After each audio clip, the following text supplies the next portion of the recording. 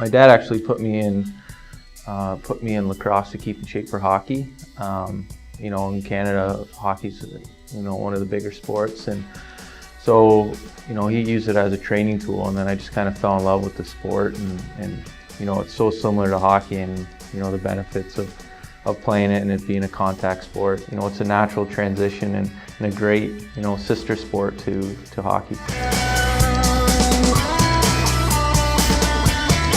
Just being able to conduct yourself in a tighter space is very important. Your stick skills get 10 times better, and there's just a lot of advantages to playing both. I think overall it just helps all the kids develop an understanding for work ethic, team play, and a little bit smarter game to adapt to the field game. Kids always got to keep their heads up and work more as a team rather than individuals. There's a lot of similarities with the skill level and being able to control a ball, shoot the ball, but I think the biggest difference is, catching the ball in tight spaces, being able to shoot in a smaller net with a bigger goalie instead of a bigger net and a smaller goalie. So you really need to get to the net more, and you have to be more accurate. So that forces you to work on your stick skills and become, a more complete player. Where in field lacrosse, I'm not taking anything away from field lacrosse players, but if you get close to the net and you shoot it hard, you got a good chance of it going in the net. Where box lacrosse, you really have to earn your goals and get inside and move off ball to get open, because it's just a fast-paced game. It just helps your game a lot with being able to work inside in the field game, loose balls, and reaction time. A lot of the NOL players that play field lacrosse and box lacrosse, I think they excel. The ones that have grown up playing box lacrosse, they excel at field lacrosse because they're so used to the skill level being so tough to get to the net and so tough to score goals that and the physicality of it when they transfer to field lacrosse, I wouldn't say it comes easy to them, but I think they're successful at field lacrosse because their skills are so much in tune, and they're tuned in from the indoor game. I grew up playing box lacrosse, and we started cross-checking when we were 5 years old, and in any contact sport there's going to be injuries, but I think with the cross-checking, I don't think it's a safety issue. I think it actually makes the game safer. If you watch field lacrosse and they're allowed to slash and they have 6-foot-long sticks, you see a lot of checks that come up and make a lot of head contact. And with the cross-checking, that eliminates the use of having those big slashes and slashing the wrists and getting up in the head area. It's more of keeping a guy in front of you and cross-check and keep him, from getting to the net instead of, really laying a guy out into the boards. That's what the cross-check's not about. That it's more about, being able to push your guy out of the middle. We're really going to control the cross-check, and it's not going to be, anything on the back is a penalty. Anything into the boards is, boarding. So the cross-check is really just a tool to help defenders keep guys from getting to the net. A cross-check that's going to be effective, you're allowed to keep your hands apart. If a defender keeps his hands too far apart, he's going to have no leverage. So you really want to keep your hands, semi-close apart so you can still use your stick to steer guys. But you can only really cross-check from the shoulder down to the hip. Anything below the hip is a penalty. Anything above the neck is a penalty. So there's only a certain area that you can cross-check into, and all that's going to be padded.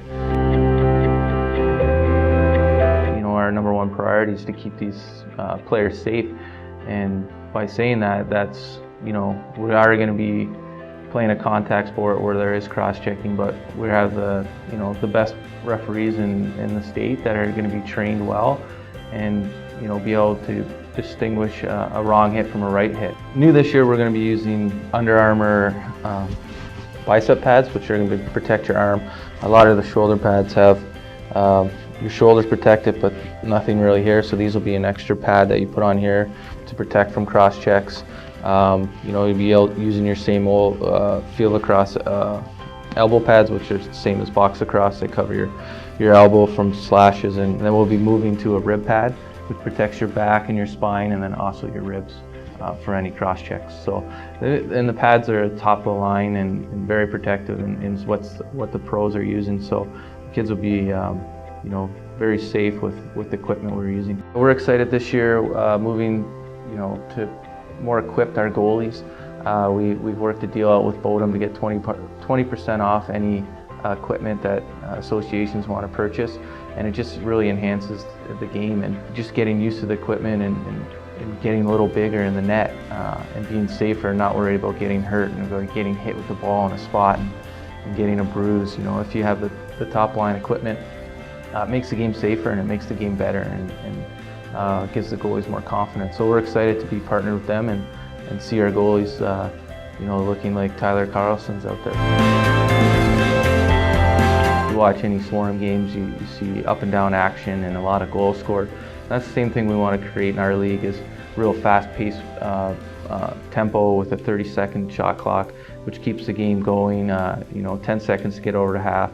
Kids will be able to, dive into the crease and shoot just like the pros, and a little mix of the Canadian brand with NLL and American field lacrosse all mixed into one league. So I think the kids should be very excited to play. I'm very, very excited to watch it and how our players are going to excel and be able to use what they learn in the BLA and in the YBL and transfer to field lacrosse and vice versa. We're going to have referee clinics and train our referees and have them at the top knowledge, and really want the best referees for our league. And we're also going to be doing coaches certifications, where myself and Brad Skiback will be training coaches and training them on the rules, and also ethics of the game. With the rule changes going into a more physical game, we're going to still patrol the boards. Anything on the boards is a boarding, and it's referee's discretion whether it's going to be a match penalty or just a major penalty.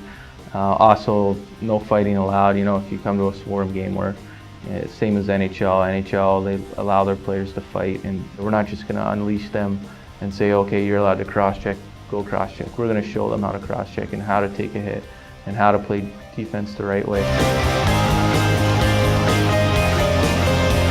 It's always nice to, especially not playing this style of box in Minnesota, to come back and be able to hold their own with some of the better teams. You could see the change happening even during the game of the levels of physicality and how they just got right in there and went for it. So a lot of improvement. Really exciting to see these boys and the capability that they're showing already, being such a newly organized box team. A group of 18 to 20 players that haven't played with the style with cross-checking, and and we were kind of, it was probably the same as some parents, and as coaches, we were maybe a little nervous for our players to go out and play some of these best teams with cross-checking, but the kids loved it, and then they ended up excelling and becoming better lacrosse players. We haven't done anything like this, only played field, and it was really fun playing box lacrosse for the first time. All across America, box lacrosse is getting bigger and bigger, and everyone kind of realizes now that, if we're not playing the box lacrosse, am I really going to be the best lacrosse player I can be? And now we're giving the opportunity to our players in the state to really truly be top level elite lacrosse players.